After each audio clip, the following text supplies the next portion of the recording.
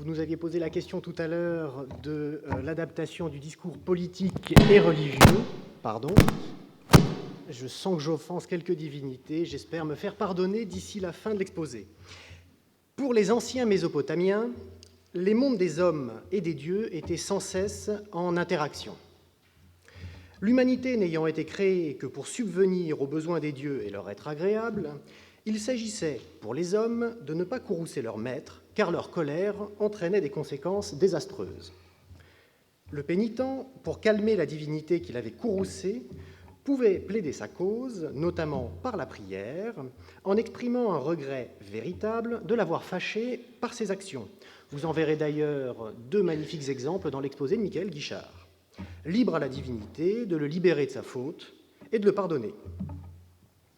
L'Empire assyrien, qui naît au XIVe siècle et qui prendra sa pleine mesure dans la première moitié du premier millénaire, jusqu'à contrôler l'ensemble du Proche-Orient, dut son extension à une implacable machine de guerre victorieuse et à une idéologie impérialiste qui transposa notamment cette conception du rapport entre individu et divinité à l'échelle d'un empire comme moyen d'en justifier l'extension, la gestion et la diplomatie.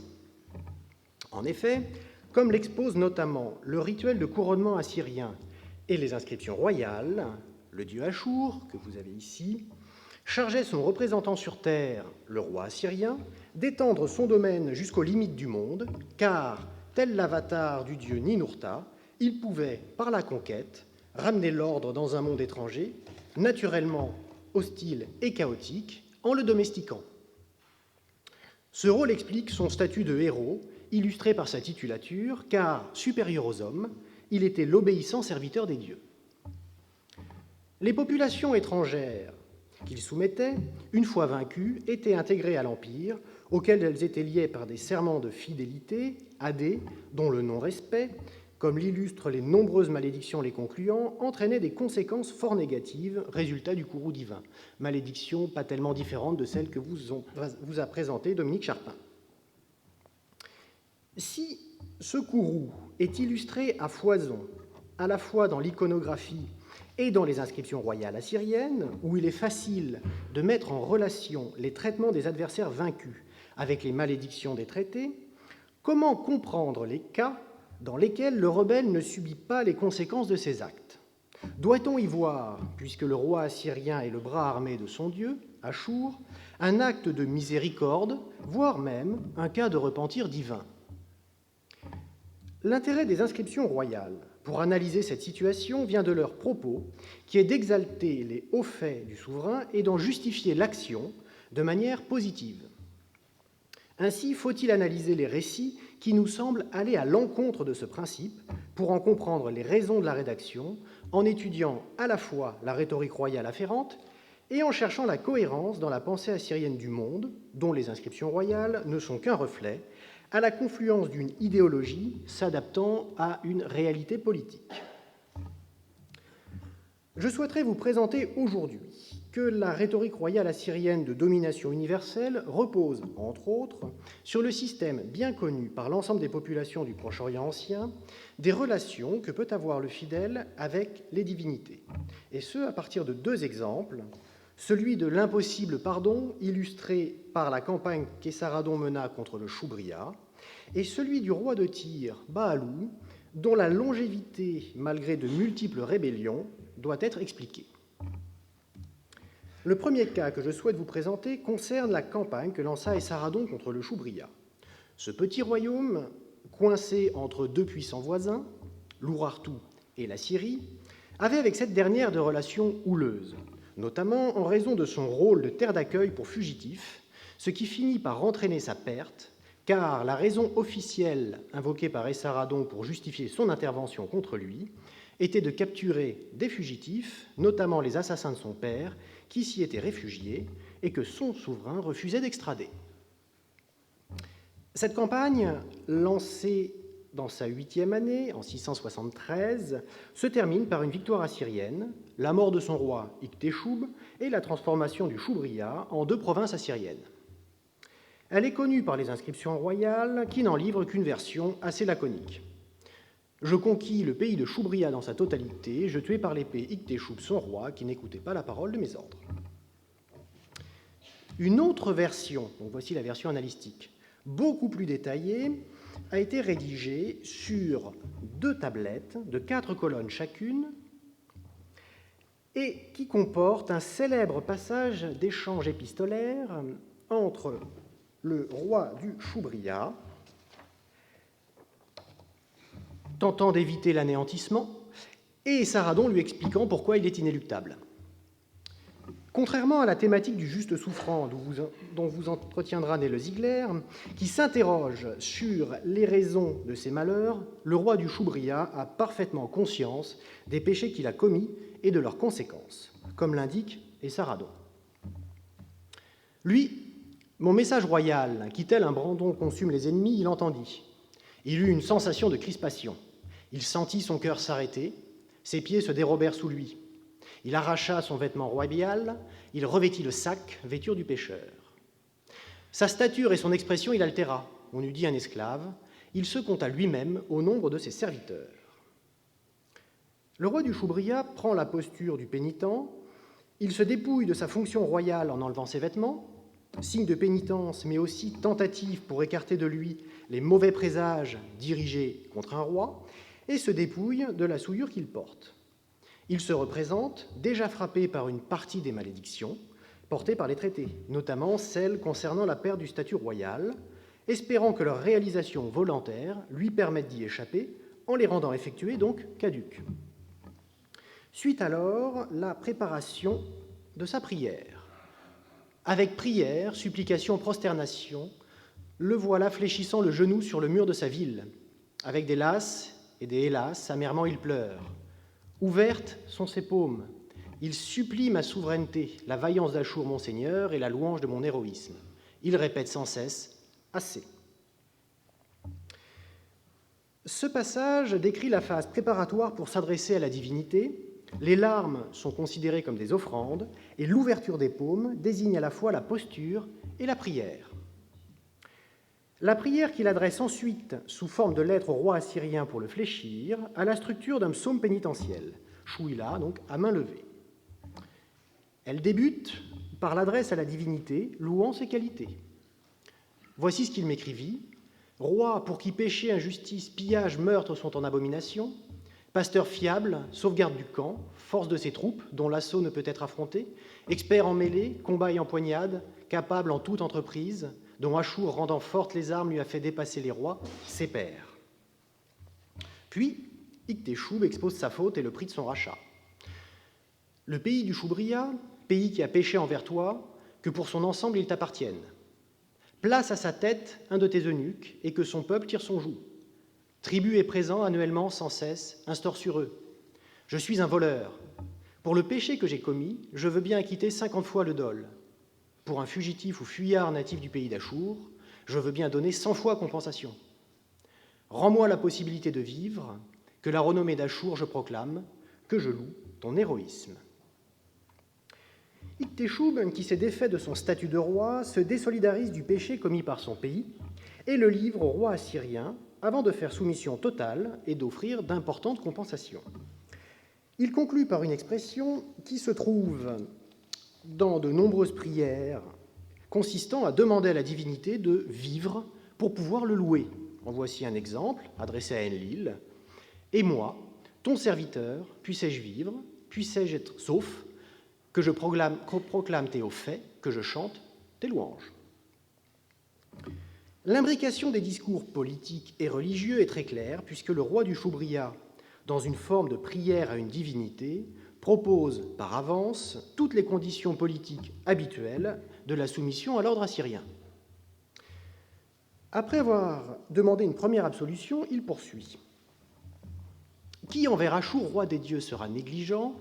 Qui la parole d'Essaradon, roi de la totalité, son seigneur, n'écoutera point ? Qui fugitif et fuyard du pays d'Achour à son seigneur ne rendra point, qu'il voit par mon exemple. Voici, mes princes et conseillers m'ont tenu un discours mensonger, de perdition. Un grand péché envers Achour j'ai commis en n'écoutant pas la parole du roi mon seigneur. Les natifs d'Assyrie, tes serviteurs, en ne te les rendant pas, je n'ai point fait là chose bonne pour moi. Si Téchoub reconnaît explicitement ne pas avoir respecté les clauses du traité Hadé qu'il avait juré envers le roi assyrien, c'est pour mieux souligner, pour en atténuer l'impact, que des mauvais conseillers en sont la cause. Il résume finalement à la fin de sa pétition ses fautes avant d'en demander l'absolution. Le serment, Mamitou, des grands dieux que j'ai transgressés, ta parole royale que j'ai omise, se sont emparés de moi. Que ton cœur s'apaise à mon égard, aie pitié de moi, absous ma faute. Mamitou désigne à la fois le serment et les conséquences entraînées par sa rupture. Son usage dans ce contexte peut être un indice de l'issue fatale de la demande, car les traités assyriens comportent des mamitous impardonnables, comme l'illustre ce passage du traité de succession des Saradons. Puisse Marduk, le fils aîné, décréter un lourd châtiment et une malédiction, Mamitou, indissoluble pour ton destin. Le serment des grands dieux et la parole royale, tous deux ambivalents, sont porteurs de malédictions qui imprègnent l'individu fautif. Le statut d'intermédiaire du roi assyrien y est illustré, car la malédiction portée par la désobéissance au roi est distincte de celle des grands dieux, mais l'absolution n'est demandée qu'au roi. Il a le rôle, en quelque sorte, de divinité personnelle du roi du Choubria, qui, de courroucé, peut lui pardonner, plaider sa cause face à l'assemblée des grands dieux, qui pourront décider de l'absoudre. La réponse des Saradons, comme vous pouvez l'imaginer, est négative. T'a-t-il jamais fallu écouter la parole d'un grand roi à 2 reprises, que moi, qui suis le roi très grand, jusqu'à 3 fois il m'est fallu t'écrire, sans que tu écoutes l'ordre de mes lèvres, sans que tu aies répugnance à décevoir ma personne, ni que, sur mon message, tu te penches. À la mêlée et au combat tu m'as fait venir, tu as fait se lever de chez elle les armes furieuses du dieu Achour. Les impertinences du roi du Choubria, malgré l'extrême patience du souverain assyrien, finissent par fâcher Achour lui-même, et Saradon, représentant de son dieu et incarnation de sa colère, n'est plus en mesure d'empêcher les armes d'Achour d'accomplir leurs œuvres. La sentence tombe donc. Ses supplications, je ne les écoutai point, ses prières, je ne les reçus pas, je n'accueillis point ses demandes. Dans mon irritation, je lui tournais le dos sans que ne se calme à son égard mon esprit courroucé, ni que, irrité, mon cœur ne s'apaise. Point de pitié n'eus-je pour lui, point ne lui dis-je assez.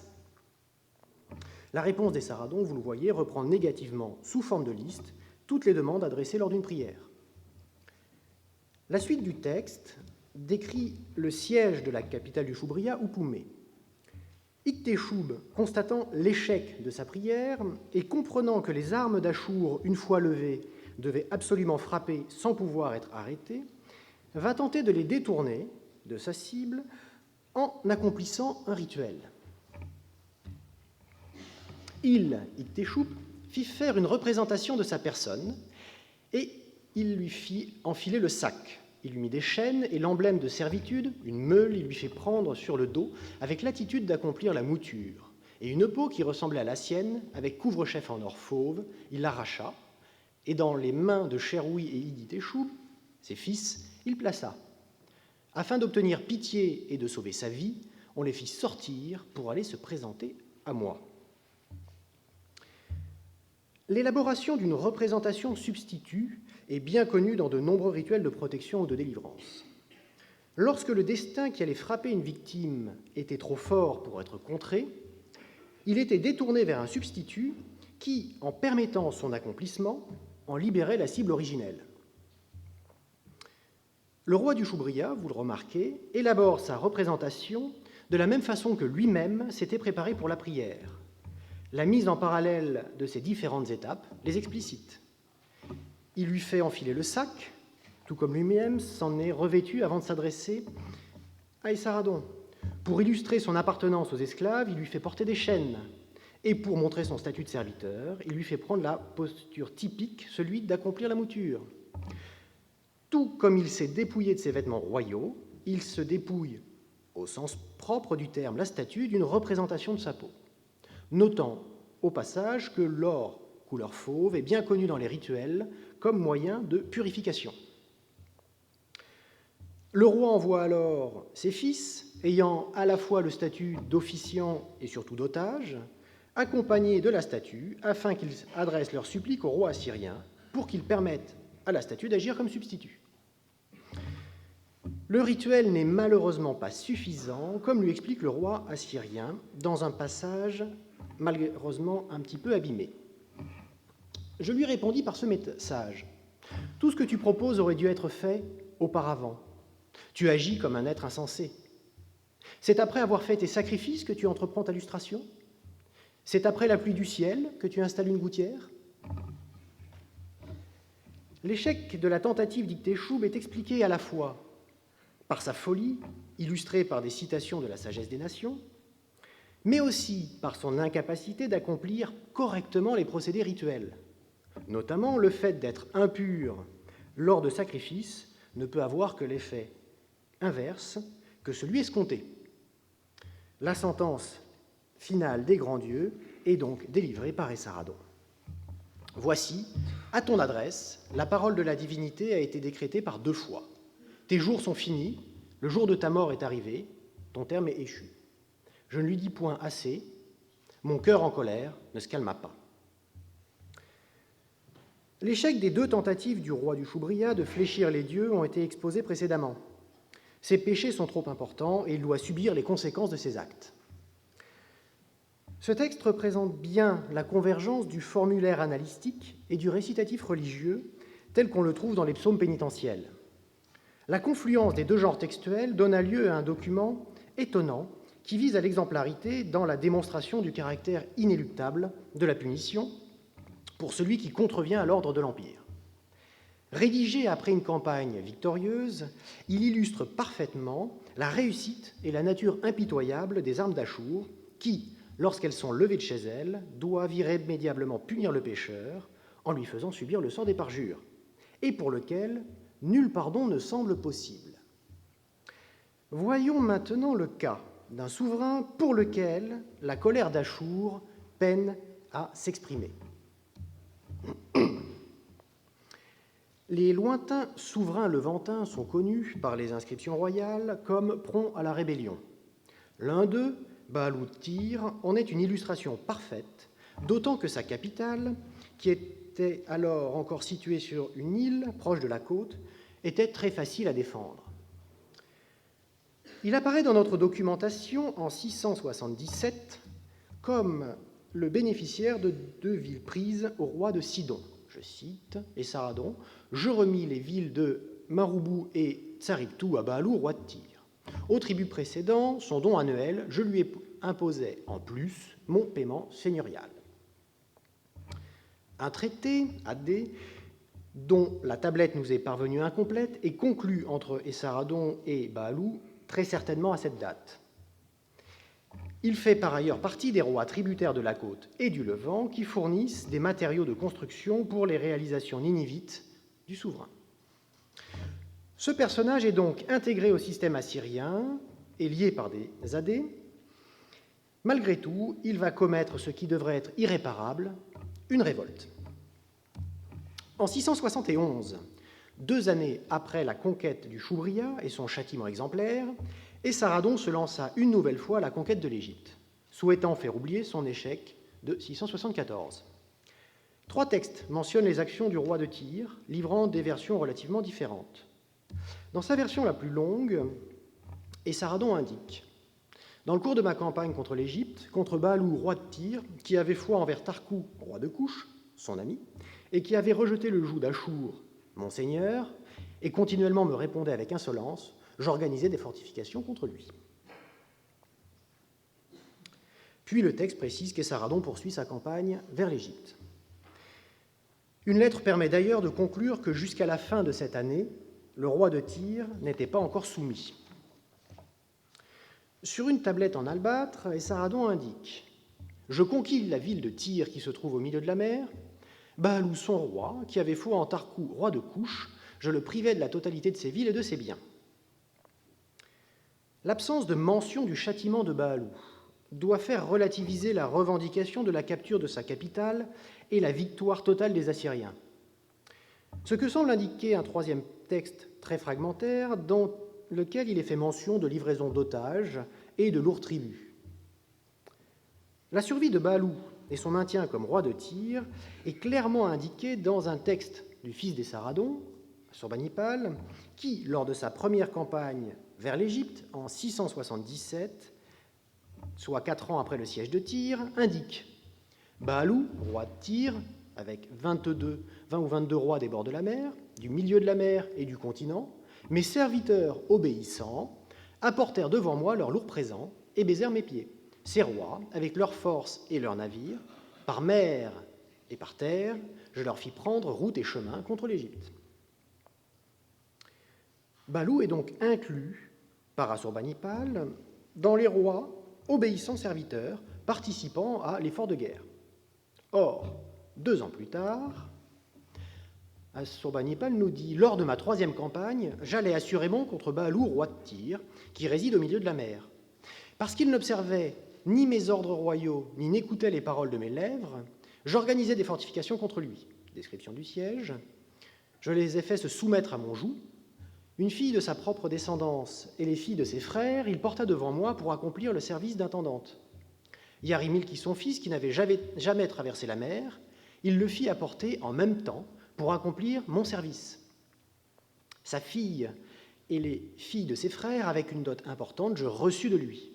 J'eus de la compassion pour lui, et son rejeton je lui rendis. » Fin du siège. Je reçus ses lourds présents. La situation est cette fois clairement exprimée et rappelle celle décrite par Esarhaddon. Les conclusions que l'on peut tirer des inscriptions royales pourraient nous paraître étonnantes, car Baalou de Tyr, qui est devenu vassal des Saradons, avec lequel il a conclu un traité Hadé, se rebelle contre l'autorité assyrienne, se soumet une nouvelle fois, puis devient vassal d'Assurbanipal, envers lequel il se rebelle, puis se soumet en étant pardonné une fois encore. Comment comprendre, alors qu'une défaite n'est jamais décrite, que soit simplement exposé un échec assyrien et le pardon d'un rebelle qui, lui aussi, a fait se lever les armes furieuses d'Achour? Si l'épisode ne correspondait pas à la logique idéologique de l'Empire assyrien, il aurait tout simplement été oblitéré, comme par exemple la première campagne qu'Esarhaddon dirigea contre l'Égypte. Si l'interprétation historique de l'événement ne pose aucun problème, les Assyriens, incapables de prendre l'île de Tyr, sont limités à la possibilité d'un blocus, et le réalisme politique fait qu'il vaut mieux reconclure un accord avec le rebelle que de poursuivre une action militaire vouée à l'échec, sa mention dans les inscriptions royales doit être expliquée. En effet, les péchés de Baalou de Tyr sont les mêmes que ceux du roi du Choubria, mais son traitement est différent, pour des raisons évidemment politiques. La phrase clé du texte de Baalou est celle où le roi assyrien indique avoir de la compassion pour lui. Ce terme est notamment utilisé dans les prières au dieu Kouroussé. Ainsi faut-il comprendre que, suite à la prière de Baalou, Achour pardonna, et par voie de conséquence, le roi assyrien.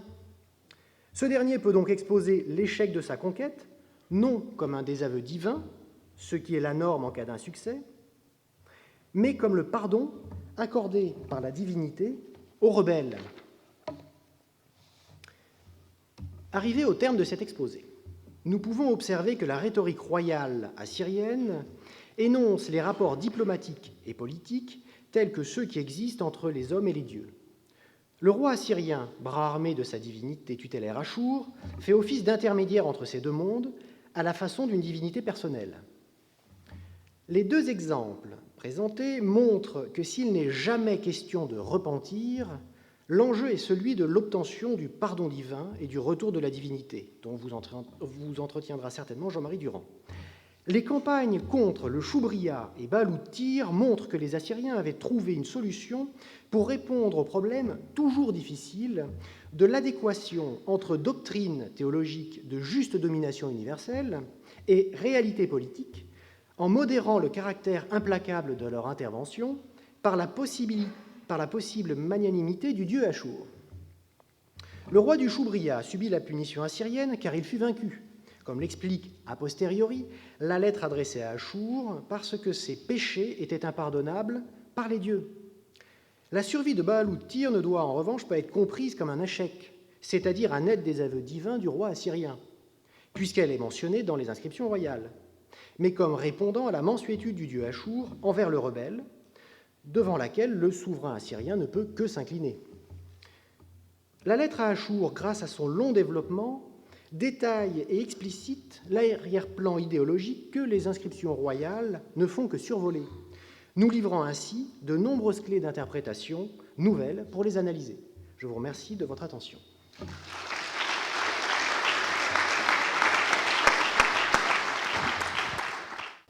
Alors évidemment, le titre est « Une cuve